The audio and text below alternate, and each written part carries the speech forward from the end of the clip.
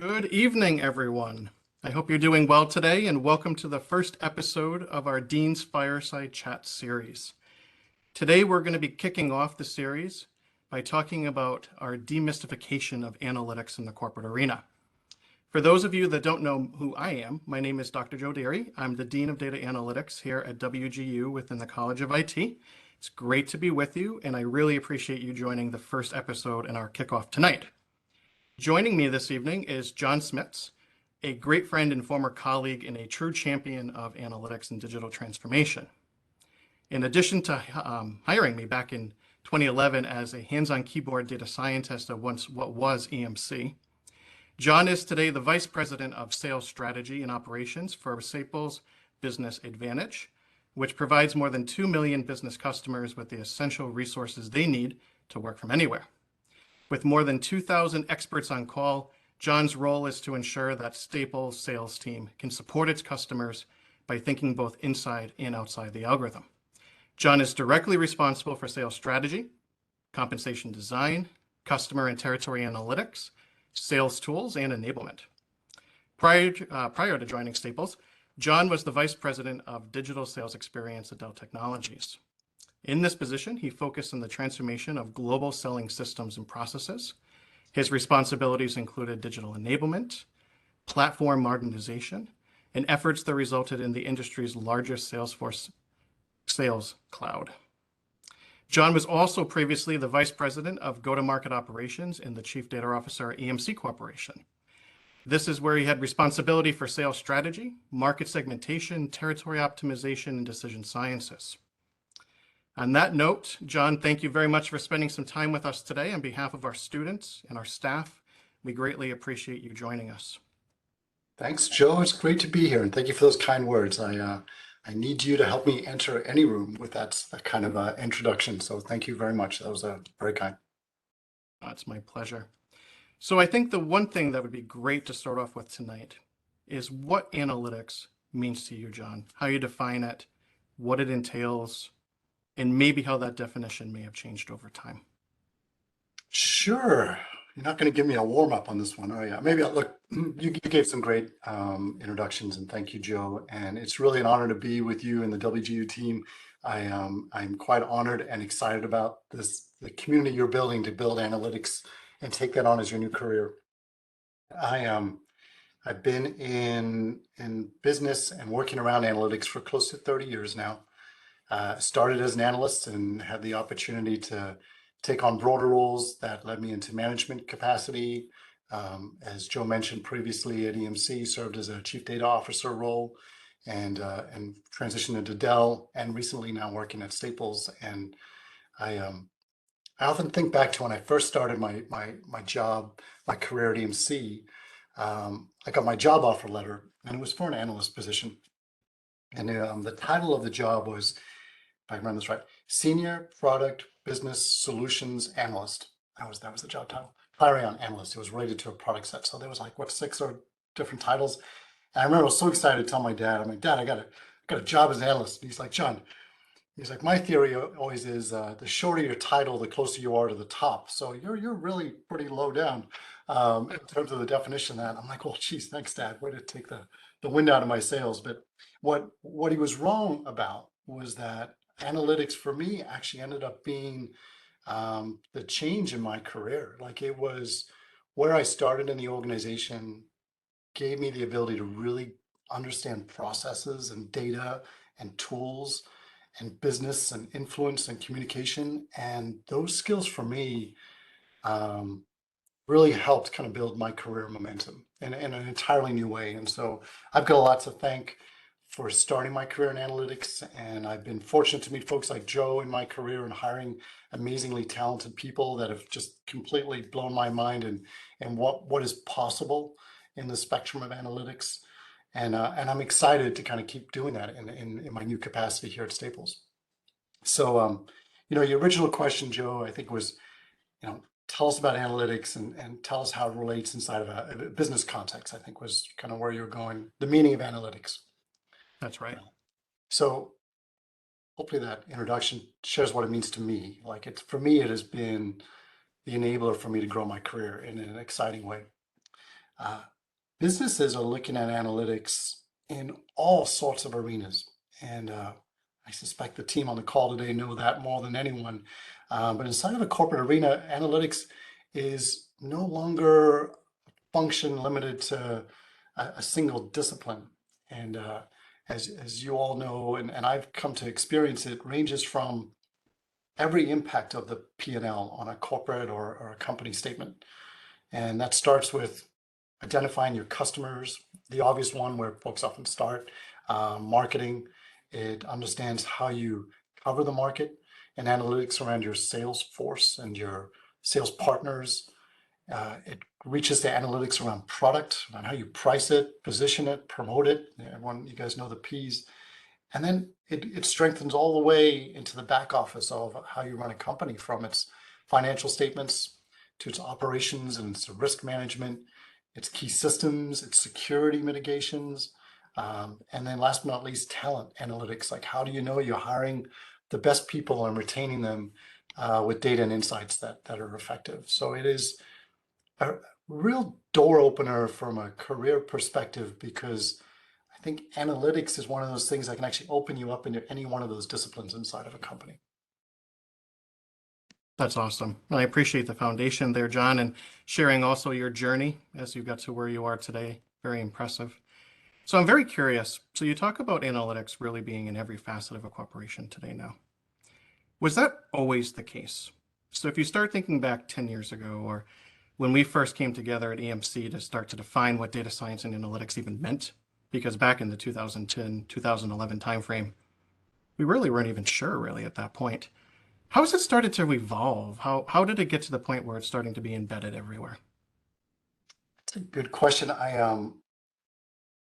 So I mean, the roots of analytics are often, it's rooted in data and business reporting and insights. For me, analytics and in a business has evolved around the ability to look at interactions of data. So it's not just looking at, how many units did we ship, it's how many units did we ship in a country, in a product segment, on this day and this time, and the interactions of how data can inform business decision making has really driven the evolution. And then you put on top of that the ability to interact data sets, and then the volume of data sets that we're all experiencing in different mediums, and the tools and the techniques that allow you to mine and process that massive amount of information. And analytics has become something that is now relevant, insightful, and it's not just reporting the news so much as is predicting the future. And I almost sound cliche saying that, because I know you guys have all heard this before, but it is a very true experience if I think back, Joe, to where I started. In fact, I'll share a story with you. When I started at EMC back in that senior product business solutions Clarion marketing analyst role, I was meeting with our then chief marketing officer. Asked me how I managed to get in a room with the chief marketing officer, because I was the analyst, and he wanted someone to go crunch numbers for him. His name was David Goulden, and he may even remember this, but he said to me, "John, I really need to understand how many new customers EMC is capturing." I said, "Easy. That's going to be easy. I just need to go to the business reporting systems. I need to run a report, look at the order detail, look at the customer names, and I can just count the rows, and problem solved, right?" Turns out there's a reason they didn't have an answer to that question. When you're selling in the business place, actually, I think probably impacts a lot of segments. Customer can be defined in many different ways. For one, you could sell to a partner who then sells to multiple customers, or you could sell to a customer that in one system is recorded as WGU Incorporated, another system is called WG Schools, another system is WU University. And if you counted those rows, you would say you got 3 customers. And so in order to figure out how many new customers we had, I had to figure out how many existing customers we had. And so back then, you didn't have systems that could really do the type of matching you would need, or leverage external data sets like you'd get from a Dun & Bradstreet to normalize that data really effectively. And so it turns out it's a very simple question that actually ended up being the first boost in my career. I said, "Look, David," couldn't call him Dave. I found out it had to be David. David, in order to kind of do this, we're going to have to invest in customer data integration work. Like, what is that? That is bringing all your data sets together, normalizing it, maybe bringing a third party like Dun & Bradstreet, and be able to take all those customer definitions and figure out how to define them as one. And he's like, well, that sounds interesting. He sounds like you know what you're doing. Why don't you get started on it?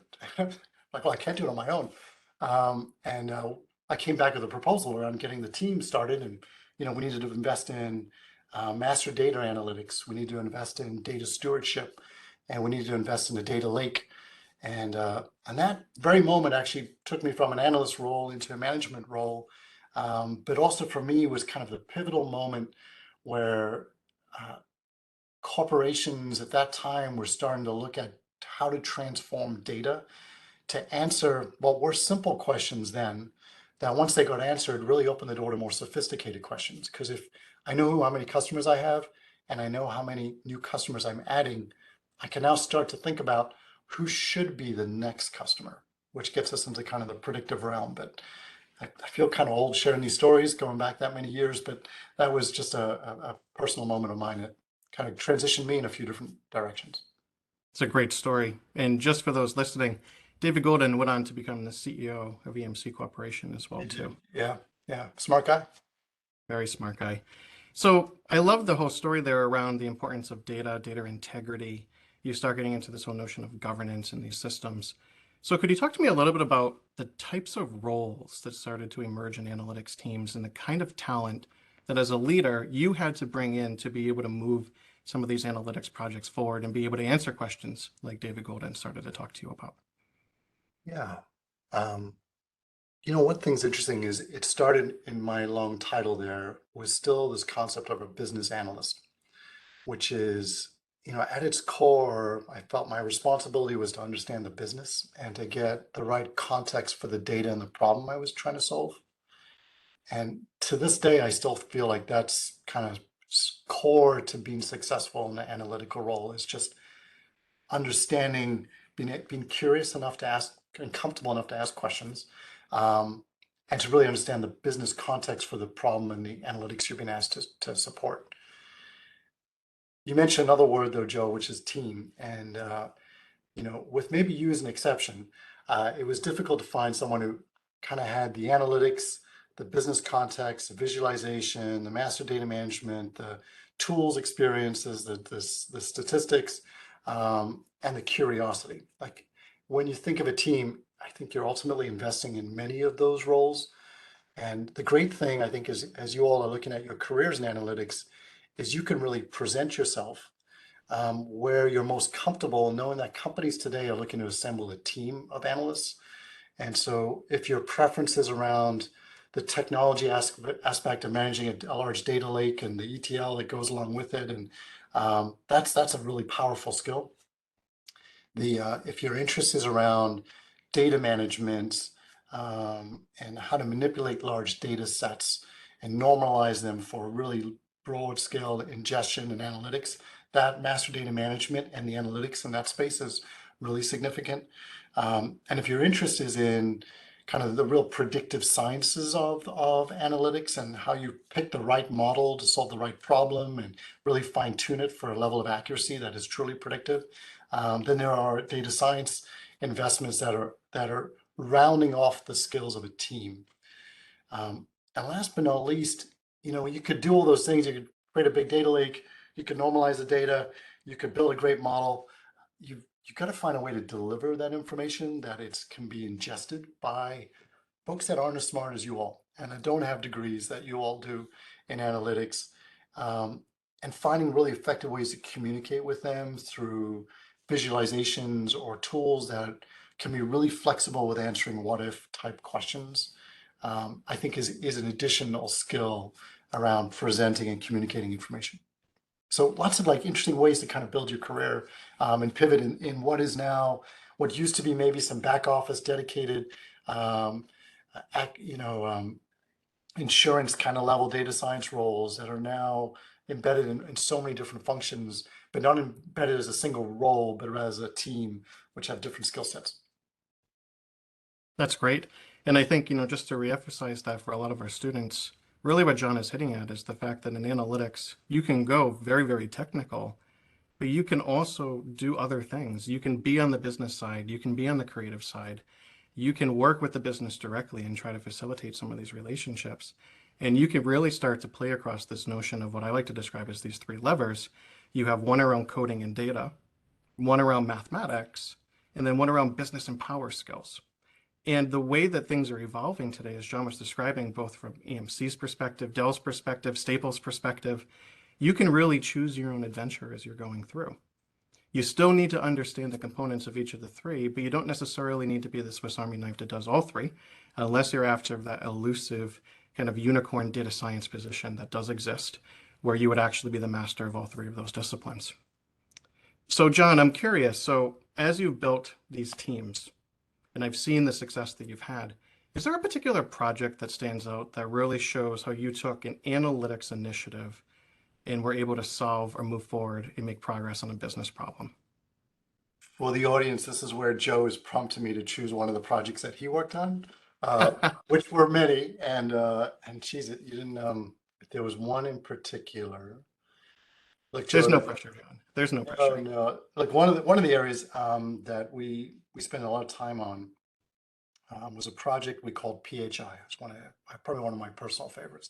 It stood for, this is, everyone likes an acronym. For us, this stood for Pipeline Health Intelligence or Insights or Indication Against Risk. And just for more context, many of you are familiar with a CRM system like Salesforce.com. We had one of those systems. And in that system, sellers go into the system and they identify what's called an opportunity. Want to go sell X million dollars or $10,000 to a given customer. And then, that usually happens early on, like hopefully 90 days before the sale happens. And then those deals progress, like the customer gets pricing, they make it a solution. And along the way, ideally, the deal is moving through different stages or the opportunity until it finally books. But when you're a large company, you have many different people that have their own judgment around how likely an opportunity is to book. And when you're a public company, your executives really want to know, are they going to meet Wall Street's expectations? And to do that at the mercy of a lot of different decision makers introduces a lot of variability in what you end up reporting to Wall Street. Because on one day you may be thinking our business is going to be on one guidance measure, and what ultimately gets booked, it looks very different. The project we took on was to look at the attributes of an opportunity and to determine if we could actually estimate a risk score against it. Like, what's the likelihood of that deal booking? And by the way, the next question would be, well, what if you actually knew that? What would you do with it? And that was the best part about it, is we were able to profile a whole history of opportunities. Joe is very much in the lead of this effort. Identify the real key lift factors. And the lift factors could be things that you would expect. It could be as simple as you have to update the opportunity or you have to update the pricing. But it also identified things where we could bring other support to that opportunity, meaning maybe it was in a given vertical segment, or maybe it was selling to the government, and we knew the average purchasing timeframe for the government would be different. Or maybe what they were selling was a really complex set of products, and we didn't feel like they had the right support system connected into that offer. And so not only could we identify risk, but we knew what action to take to improve the risk on those opportunities. And so we could alert sales reps on what to go do, and we could deploy resources to go help them. And we ultimately found our prediction rates accuracy were north of 80, 90%, which is unbelievable in a business to business kind of market. And we were really able to influence the accuracy of our forecast to a level that was a real transformation right before our acquisition by Dell Technologies. So, that wasn't the only reason we got acquired. Joe and I would like to think it had a big contribution towards it. But in terms of a project, I think that really excited me. That was one of many, but ranks up high because, Joe, it wasn't like we simply answered the question. It was like we built an entire sales process and a solution and next steps, and analytics became something that was very much ingrained and a huge part of the selling motions at the time. I love the trip down memory lane here, John. and it's a thrill to hear you talk about PHI. I haven't thought of that one in a few years. What's great about that project is for me, it was the first time in my career that I really saw the difference between data management and wrangling, the mathematics, and being able to actually affect change. And that's where, as a data scientist at the time, I really came to the realization that it's not enough to just get the right data in the right place. It's not enough to get clean data. It's not enough to be able to build a model that's accurate. If you're not able to actually implement that in a way that people are going to use it, and it's going to drive some kind of action in the business, you pretty much wasted your time. And that was a big learning point, I think, for the organization too, as we started to go into other projects, was these were transformations. This wasn't just a math exercise or homework. And it was really something that we had to empathize with our stakeholders about. We had to start bringing in notions of change management with a lot of these. And we also had to start getting good with storytelling, which for some of the folks on the team who are very technical was definitely taking them out of their comfort zone. And I think the one thing that I would really like our students to realize is, you don't have to necessarily do all those things, but the team that you're on, you're really going to pull from a lot of those skill sets to be able to do this. So if you're on a team or you're leading one of these teams, if you're going into a manager role, you have to make sure you're balancing these skills to make sure that you can check all the boxes in the analytics cycle, but also make sure that you're ready to tell the story and actually drive some kind of action within the business. So I appreciate you walking through the PHI example there. Yeah, definitely. If I think back to that project, and if I think back to the folks in the call today, um, look, I'm sure many of you are thinking about what's your next career move, and you're going to present yourself. Hopefully, some of you will share your resumes with me at Staples, because it's certainly an area of investment for us as well. But this point you were making around really being able to tell the story is important to the job that you're doing as it is to your recruiting efforts for your next job. And as much of you all will have great accreditations coming out of WGU, it is equally important, I think, that you're able to present the story of what you've delivered in some interesting way. Now, what that means is, look, you're not going to be able to go in there and show the PHI model that you built equivalent, because you have to respect the data that you work with as a corporate and company asset. But what you could present, though, is just how you framed a problem, and how you structured the process of which you solved the problem, and maybe how you communicated the value of how the problem got solved. So when you're like meeting with potential folks for an analytics position, I'll tell you what stands out is the individual that comes in with a portfolio of work that just helps tell their story.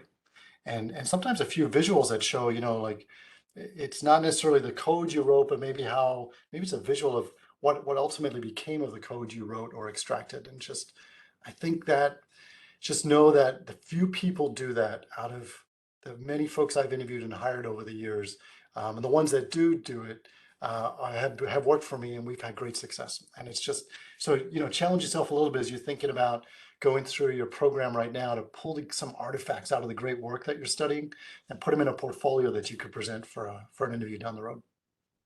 I love that, John. It really makes things real, and it starts getting you used to telling that story and being able to influence and convey a message to be able to drive some kind of a result. And I think the one thing I'd add to that too is try to think about, talking to the students here, what makes you unique as well? What from your background may be a little bit different? For example, were you a bartender at one point? Did you work in retail? Were you a yoga instructor? Were you a firefighter? A lot of these things also add to that story. They add color. They show the potential creativity that you could have in a lot of ways. And that actually leads me to my next question, John. And I'd love to get your thoughts on what's the role of creativity in analytics in some of these projects? Um, well, before I get there, Joe, and I think it's an important question, you know, I wanted to kind of stress something. A lot of projects come to, when you're an analyst or you have these amazing capabilities you guys are learning, people are going to come to you um, looking for your help. And in many cases, they're going to come to you with what they believe to be the solution in their mind. Meaning they're going to come to you and say, Jane, Joe, Jill, I need you to run this query. Trying to determine, I need to know like how many units we shipped last quarter. Stupid example, but um, the creativity actually kind of steps in, and it's also a little bit of kind of the business analytics. Mhm. I think to be really successful in your job, you have to be comfortable asking questions. My experience has been 99% of the time, actually, with the exception of David Goulden, that example I gave you with him asking me those questions, folks are trying to answer something different and they're trying to prescribe what they see as the solution to get there. But I firmly believe you will often have a better sense for how to get there or solve them or get the data or organize it differently. And I just encourage um, the kind of the business response and challenge that you all get with these great skills you have. And it's certainly something I value in our team. Like, and I'm as much to blame as anyone. I'll go to my team and say, hey guys, I need a cross analysis or kind of a customer mix rate and what's the average net new acquisition we've had over the past 90 days. They're smart enough to come back. All right, who's it for, John? What are you trying to solve? And they'll come back with something that looks very different. That touches on a little bit of the creativity thread, but it wasn't at the heart of your question, Joe. But I kind of really wanted to stress the comfort in pushing back on and using your skills wisely, because I think there's a lot you're all going to offer to your respective future careers. Creativity is a big part of it. It's as much as is what we're doing right now, just talking, being able to frame a problem that you've solved and how you've presented and looked at it in many different ways. I had a mentor, and I think Joe did you as well, who actually would teach impromptu comedy as part of his analytics program, and to this day still does.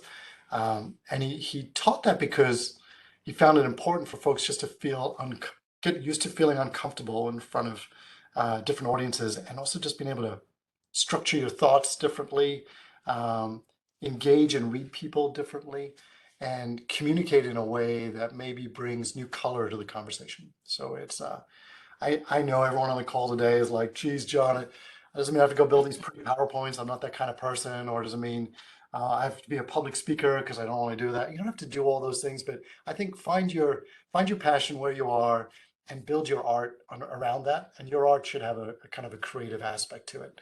And I think that will reward you well. Joe, and I'm not sure if that's where you're going with your question, but it certainly kind of hits home for me. It very much hits home for me too, and I did share that same professor that had that creativity message. And I even took it a little bit further where I went into professional improv comedy training afterwards because I saw that it really helped me to break out of my shell. I originally came into EMC as a very technical person. I was all about coding into the night, coding till 3, 4 o'clock in the morning. And I very much remember walking into a meeting with the SVP at the time, who was your boss, with a tie with calculus formulas on it as well. And I think as analytics started to evolve and we started to realize the importance of things like creativity, storytelling, knowing your audience, empathetic thinking, we started to realize that being the math tie guy had its place, had its time. We had to get the algorithm right. We had to tune it accordingly, make sure we've met the right assumptions. But you had to be able to sell that message. You had to take on a sales persona. You had to be able to build trust, build confidence. And you needed people to know that what you were doing, you were the expert in the room and you could move this forward and they should trust you. And there were a lot of things that came with that. And creativity and improv in particular definitely helped me to do that personally. Now, to John's point, if there are folks on the call thinking, yeah, no, that's not what we're going to do, that's fine. Again, this is a team sport. There may be some folks on the team that want to do it. There may be some folks that don't. But my personal challenge to each of you is think about it. Try it. See what happens. See if it's able to help you think differently, borrow from a different discipline. If you're designing a particular algorithm or a particular program, maybe you're going to borrow from a different set of literature. Maybe you're going to borrow from a different industry. Maybe you're working in marketing and you're going to borrow a solution from finance. That's creative thinking, and that's also connecting the dots there too. Hey, So, Joe. John, yep, go please. So it's getting late on the East Coast for some folks. I'm sure there's a couple of folks sitting there with a glass of wine in their hand that might be looking for a little more entertainment. I'd forgotten you did the improv comedy.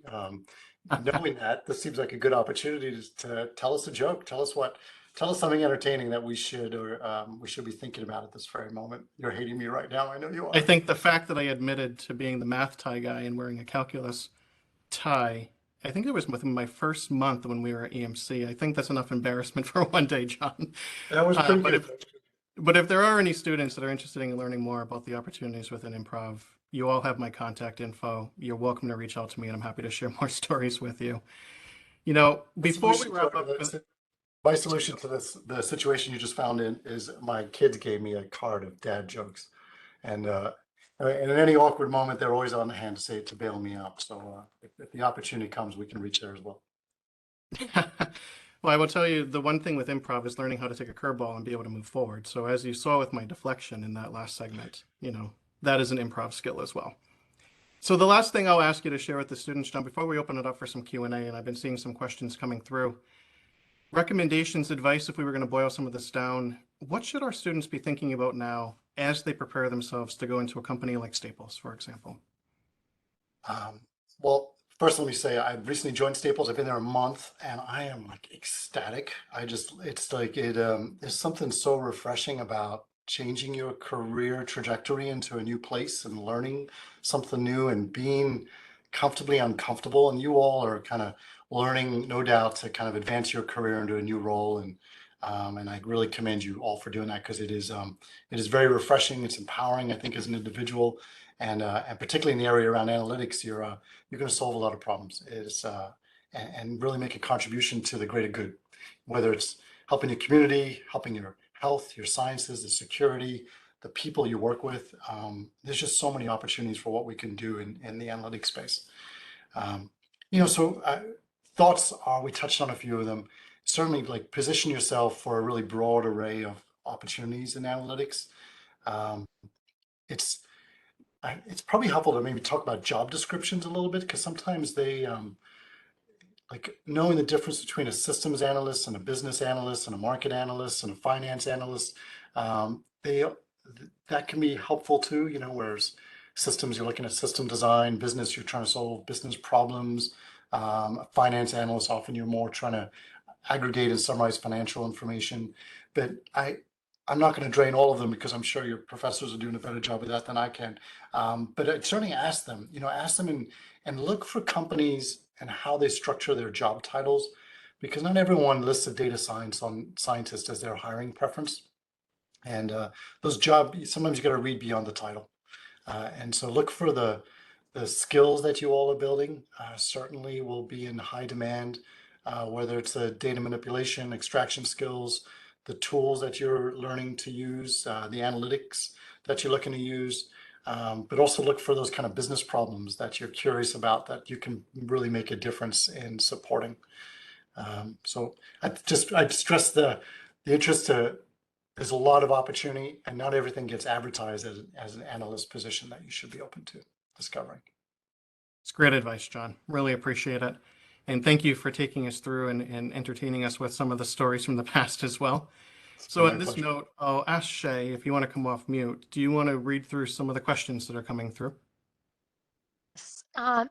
Excuse me. So I saw one question that asked, from the creative aspect, would you say that your brain has a different way of looking at issues than others?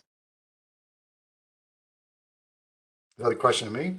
Well, I'm happy to take Either. that one too, John. So either way, You started, Joe. I'll build up. creativity to me, if I was going to boil it down to its foundations, is about creating connections more than anything. It's about, how do you think outside of the box? How do you silence your inner voice? So that little voice in your head that's telling you, no, that you're going to look stupid, or no, you're going to look silly, or no, you shouldn't say that. And being able to make connections that otherwise wouldn't have been made. And that's a lot of times why you'll see in improv. So for example, if you ever watch Whose Line Is It Anyway? I mean, if you don't know what that is, it's a great thing to go on YouTube and check out on a Friday night. They a lot of times have prompts. So do it from this perspective. Think about this as a Martian, or you are actually out in the Midwest, or you are doing this. And the reason is it's trying to force you to think about it from a connection that you would have otherwise not have had, which may open up new ideas, and it leads to a lot of different types of ideation. So improv, creativity, this skill set is something that everybody has, by the way, too. So you may be saying, Joe, I am not a creative person. I disagree with you. You are a creative person, but there are ways to unlock that and to emphasize it. And, like I said, you can reach out to me on that too. You can check out Dr. Google on it. But it's really about making connections. And by making those connections, thinking about problems in slightly different ways.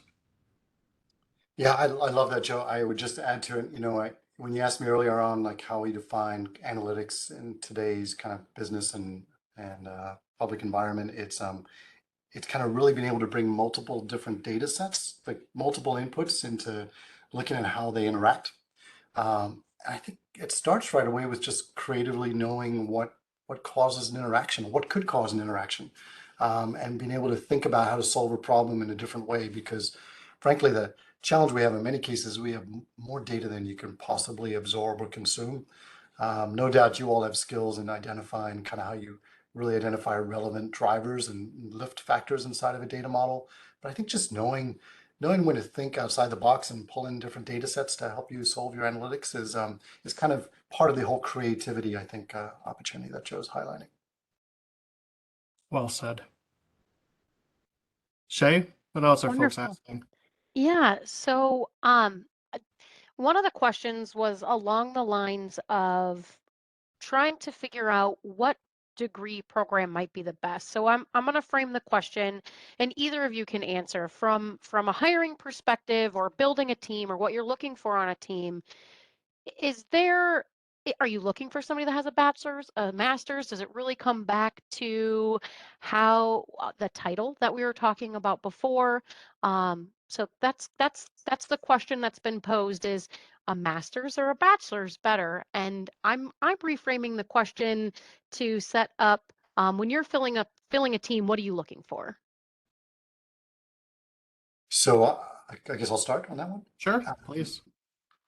Well, it's back to what I said before. There's a team, and so there's different roles that folks are looking to fill on that team, and so there's in many cases going to be people in those seats. So you need to kind of understand from what they're specifically trying to solve for to round off the team.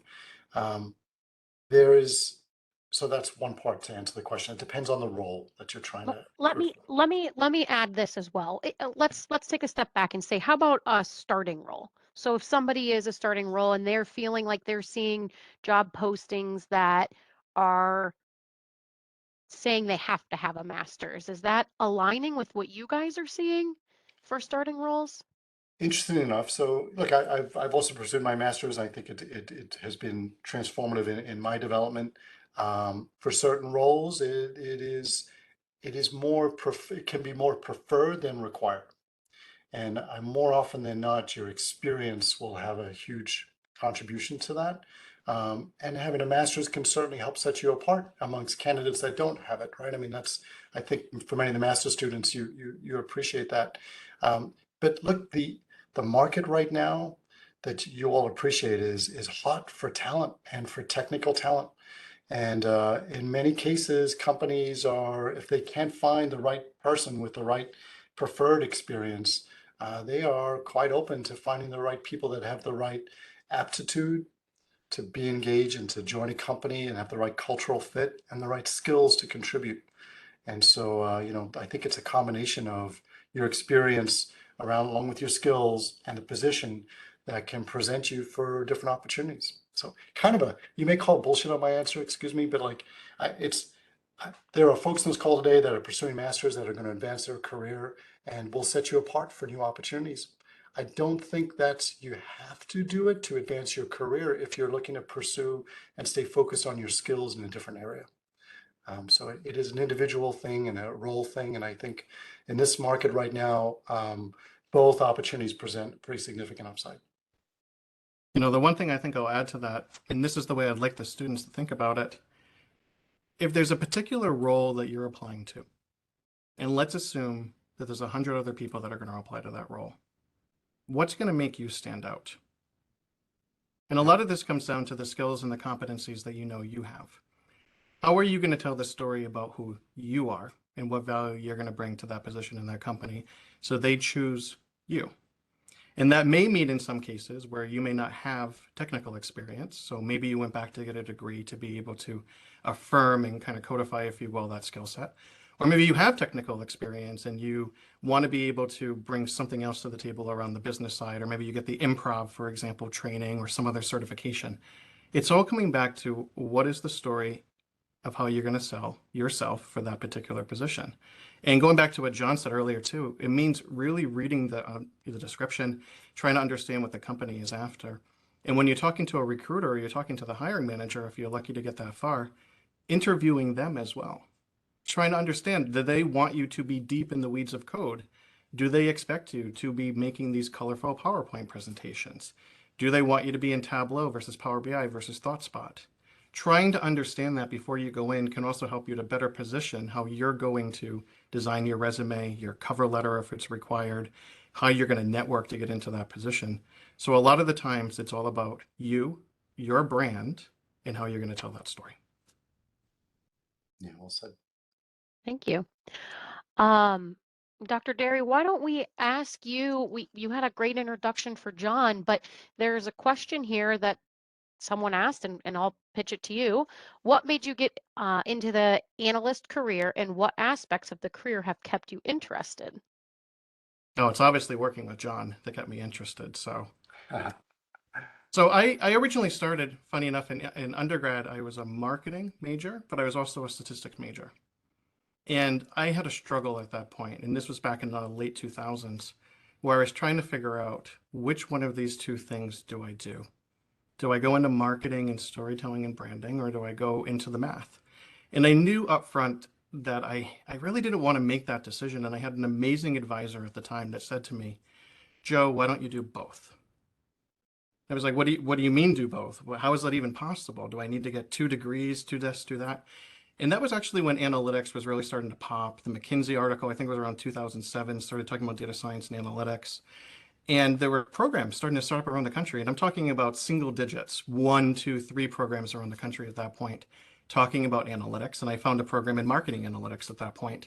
And I was in love. I was in love with the fact that I could use data and use insights to be able to drive marketing behaviors and actions and be able to tie everything together in one compelling story. It was literally like I found the best of that left brain and right brain that I was trying to bring together.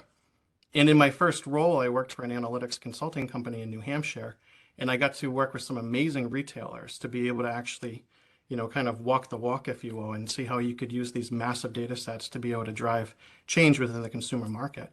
And that's actually when John called me and said, hey, do you want to come and help us define what data science means at EMC, one of the world's largest data storage company at the time? And to me, it was a continued expansion. So while I wasn't necessarily working in marketing and we were in sales when John first hired me into EMC, I got to do the storytelling. I got to think about the affecting change. And to me, the ability to use data to be able to move mountains was really exciting. And it was also cool when people, you could see, could see the analytics light. When you were talking to a senior sales leader, for example, who was very skeptical. Maybe you were trying to deploy something in the AI space, and honestly, the algorithm you're using is a black box, right? How do you get them to trust you? How do you win them over? How do you make them an advocate and somebody who's going to sell this on behalf of you?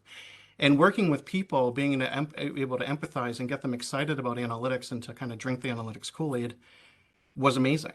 And that's actually the reason why I then wanted to transition into academia. So when I came into WGU in August, after spending 11 years between EMC and Dell, I wanted to do that so I could help students to kind of get that excitement to see how analytics can come to life and be different than what mathematics is or computer science is on its own, and how you can bring all these different disciplines together. So again, creating connections, that creativity lens, to help to be able to really define analytics for what it is, which is the ability to use data and insights to be able to affect change and drive value. And it's really all of the above. So that's what's kept me in analytics. I married a data scientist as well, who I actually met at EMC. So data science runs into my family right now. I don't know if my 2 kids are going to end up being data scientists. They'll probably end up being artists or something to that effect, which is great. But analytics is honestly my life at this point. Thank you. Shay, anything else to close us out? Last question for John. The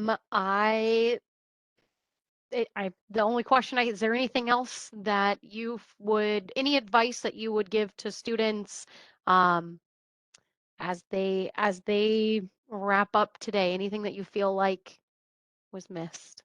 We're doing one more question. There's still quite a few, so I would say that it would be really fun to do a FAQ follow-up, and we can hand that out later. So there's some really great questions still lingering in here. So. Well, I, for one, would just like to encourage and congratulate you all on picking a career that you've heard from Joe has changed his life. It's changed mine. It's given us enormous opportunity. We've leveraged it from Joe, from your kind of more statistical perspective. I came at it more from a business analytical perspective. I think we've each found and appreciated that you need to round off your analytics in different areas, and it will help you build your career as an individual contributor or as a manager or leader in your career. There's a lot of different paths in many different careers. I'm sure I'm preaching to the choir because you're all already subscribed to this great program. Hopefully we've triggered a few ideas around how to set yourself apart as you go and interview for a new position. Hopefully you consider Staples as one of those great companies that you could work for in the future, and then please do reach out. And if I can help in any way, I will do my best to do so. And I guess thank you for being open to listening. And for those of you on the East Coast joining us late at night, hopefully you enjoyed a good glass of wine and some good banter. Awesome. Any closing thoughts for you? Be okay with being uncomfortable in a lot of ways. A lot of what we talked about is on the left brain, right brain kind of concepts. We've talked between disciplines, between roles. And at the end of the day, analytics is an entry point into any of the above.